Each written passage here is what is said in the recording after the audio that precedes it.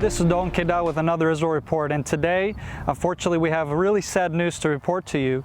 In the past few days now, and just right before the weekend, we have had some really vicious terror attacks that have claimed the lives of a 13-year-old girl in her sleep. She was stabbed to death by a Palestinian teenager who came into her home and literally found her asleep and just stabbed her to death viciously.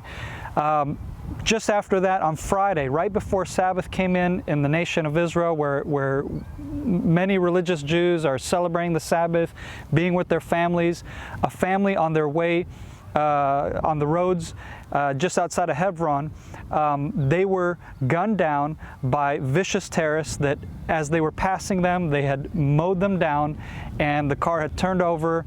The father was murdered, the wife was in coma, and one of the children were wounded. One of the 2 children out of 10 children that this family have.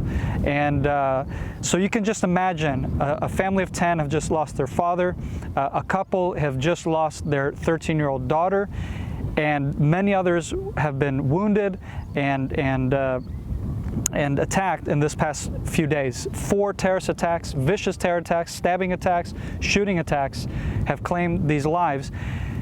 And all of this boils down to one certain reality in this land, and it is a reality that the nation of Israel has to cope with and has to make a decision about, and that is the Temple Mount. The aunt of the young 13-year-old girl, her name was Hallel Yafa, which means praise and beauty. So her aunt, 15 minutes after receiving the news that her relative had died and succumbed to her wounds, she was making speaking to the media, and she had something very powerful to say, and what I would say is some real insight. Talk about insight. And she said this, that if the house of God is going to be secure, if the house of God, meaning the Temple Mount, is going to be in Jewish hands and in secure hands, then they won't break into our homes and murder us. That's powerful. And I completely 100% agree with this aunt. This is the only solution that this nation, the nation of Israel, can come to, is to the agreement that we have to make a stand on the Temple Mount. If we don't state our claim to this land, especially to Mount Zion, then we have no claim in anywhere else in the world. Nowhere. Only this land, only this place, and the state to the claim that we need to make is the Temple Mount and Judea and Samaria.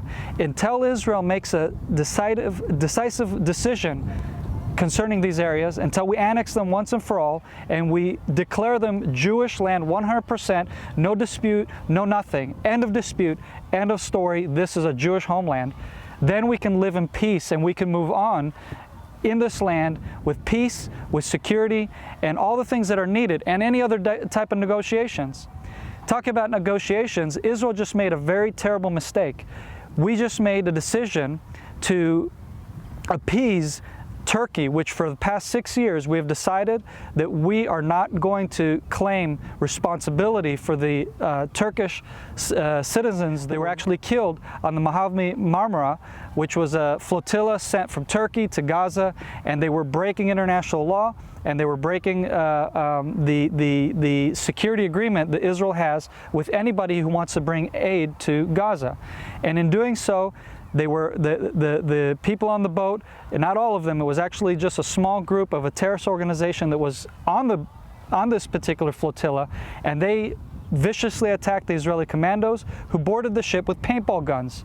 And then they had to resort to their secondary weapon because they realized that their lives were under threat, the commandos.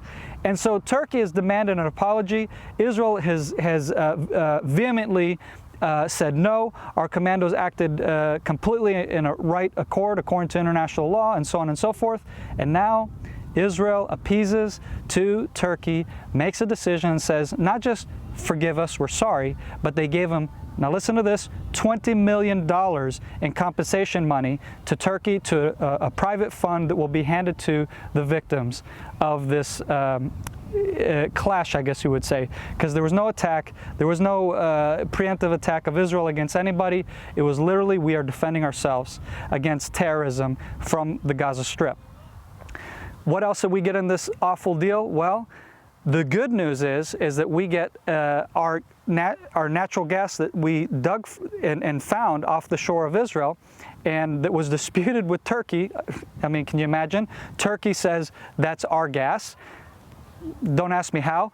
And so Israel, what we did is, in order to, put an end to any further future claims to this gas, we make a deal. Like I said, we appeased them, we gave them compensation money, and in that package, we get the Turkish, who are going to promote our gas in Europe and sell it for us, and so on and so forth, and allow us to have a pipeline all the way into Europe, and so on and so forth. So in other words, for financial gain, Israel makes a decision to appease the Turks.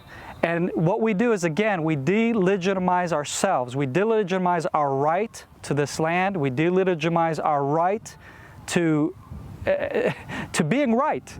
Because when you delegitimize yourself by saying, look, we're sorry that these people were hurt, and so on and so forth, what you're saying is your commandos acted unlawfully, and that is so not true. There's no other military in the world that acts as humane, as straight, as upright as the military of the Israeli Defense Forces. So what we did is we threw our commandos under the bus, all for financial gain. That's unfortunate. What I'm trying to say is simple. We as a nation need to do one thing and one thing alone. We need to follow God's directives. We need to follow the Torah. We need to follow our right to this land based on God's word, based on the international law that was agreed upon in San Remo in 1920, finalized in 1922. This land is ours. End of story. No more appeasements, no more deals. We just have to do what's right and quit trying to make ourselves accepted in the world's view, because the world will never accept us. So this is a report from Israel. This is Don Kedal reporting to you from the very heart of Israel. Thank you for listening. Shalom and goodbye.